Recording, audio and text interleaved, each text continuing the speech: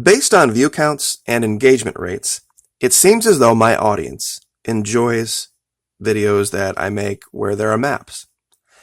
So I thought I would make this very simple map to illustrate a point.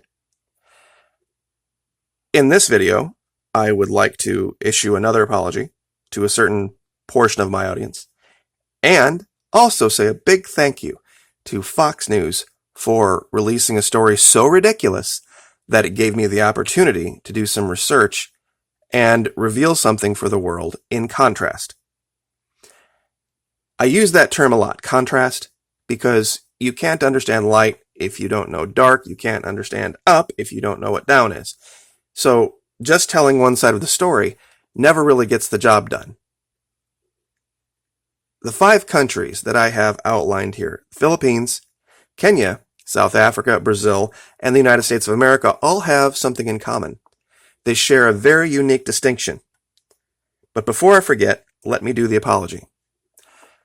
This map I put out talking about the issues when shit hits the fan with the release of prisoners, that the center part of the country might not be as safe as you might think because of the lack of security forces and the amount of prisoners running wild. Now, many people said, well, that may be the case, but the biggest group of thugs you're going to have to worry about were blue. I thought, well, that's interesting. Maybe, maybe not. Well, I think the map should look like this, because you were right. Now let's get to that ridiculous story real quick that we have to say a big thank you to Fox News for. They put this story out, once again attempting to mischaracterize the government in Venezuela as this evil, terrible, horrible socialist dictatorship. That's their goal. In this video, in this article, that's their goal.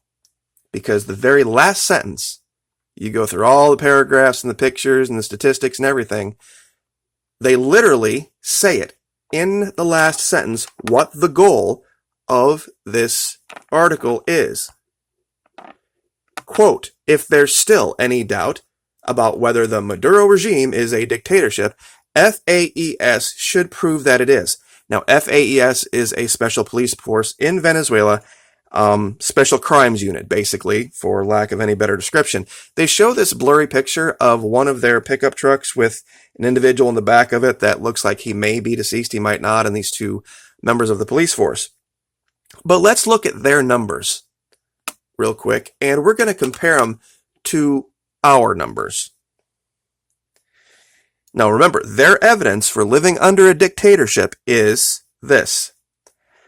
The squads killed 205 people last year and 40 deaths this year. So that's their evidence. Now, let's go back to our first map. These 5 countries represent the top 5 countries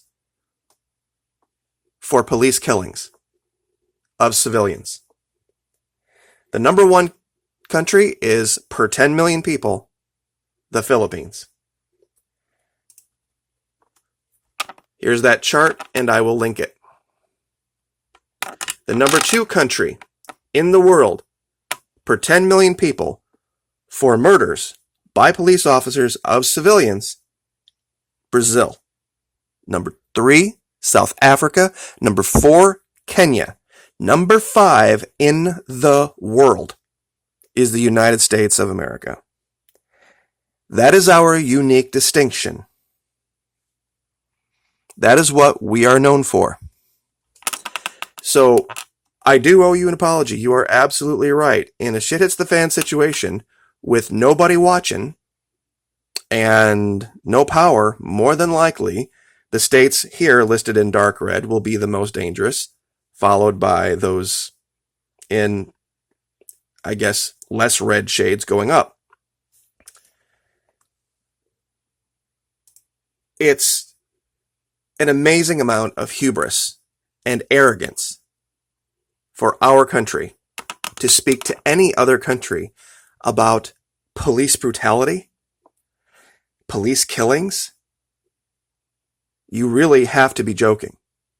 I can't even imagine any other place that has a more terrified populace of the police force than the United States of America.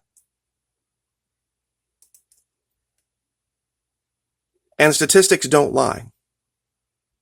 And I'm not a person of color, but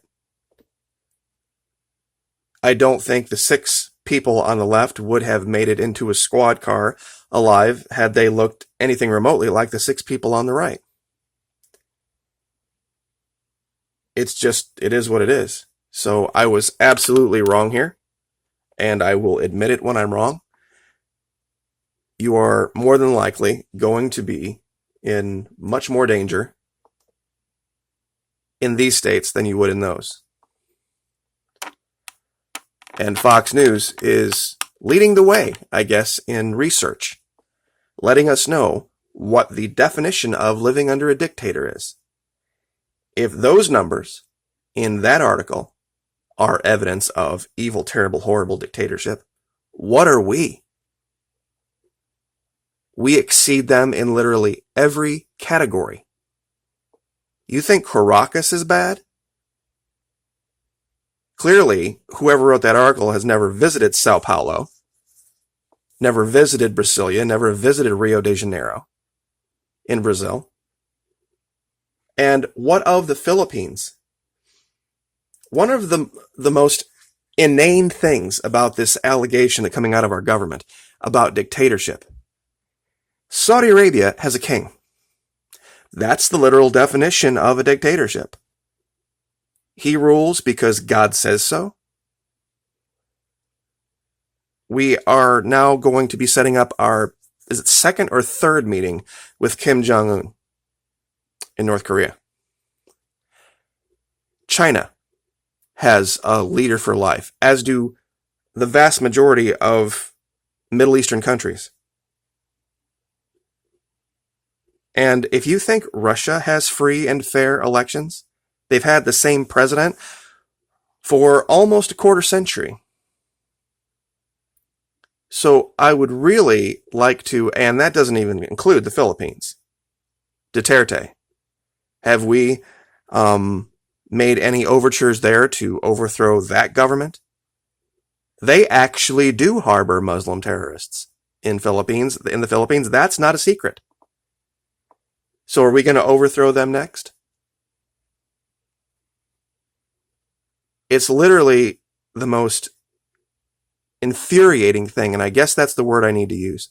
I try not to get overly angry or animated in these videos, but it does, as a former serviceman, make me incredibly angry to see what our servicemen are going to be asked to do in a country that has never threatened the United States, not once.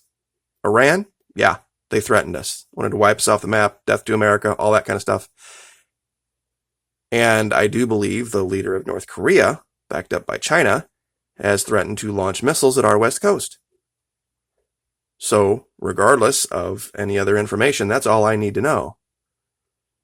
Venezuela has never done any such thing. Ever. And they're saying the evidence of repressing their people is that they have a special police force that has killed 40 people this year and 205 last. Compared to our numbers, that would be a great year for the United States. And it's not a population thing. Why? Because not all of the population is criminal. And it's when it's left up to a police force to decide what is criminal and what is not, on the ground, on the spot, and then be able to pull out a deadly weapon and make that determination, you don't really get to put that up with just population numbers. And if that were the case, even if that were the case, Brazil should be number 1 on our list. Because they, by far, in a way, exceed the United States. Pardon me, exceed Venezuela. In that case, Brazil is one of the most dangerous places in this hemisphere. You've never heard of, and I've said this before, you've never heard of the Valencia cartel. You've never heard of the Maracaibo cartel, the Caracas cartel. Do you know why? Because drug dealers don't last very long inside of Venezuela. But we have all sorts of evidence of Colombia. It's an absolutely ridiculous assertion made by Fox News. But I would like to thank them because they brought to light the subject, brought it up so that we could show contrast. We could show that in comparison to even the United States, Venezuela is a relatively safe place, and their police forces are much more to be trusted than ours are. And I guess I will leave it there. Like, share, subscribe.